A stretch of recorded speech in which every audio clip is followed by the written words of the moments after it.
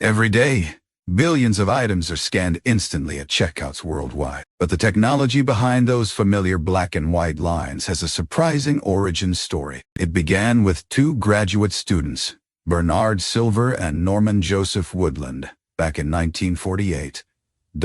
They aimed to quickly identify groceries, originally inspired by Morse code's system of dots and dashes. Woodland's breakthrough moment came when he drew lines in the sand, extending Morse code's dashes into thin and thick bars. His key insight was to make these lines concentric circles, allowing scanning from any angle. This innovative circular design was directly inspired by optical sound systems used for movie soundtracks. The first patent for a classifying apparatus and method using this concept was granted in 1952. It took decades for the technology to become truly widespread, eventually becoming the UP-C standard in the 1970s. Today, barcodes are essential for global commerce, streamlining everything from retail inventory to logistics.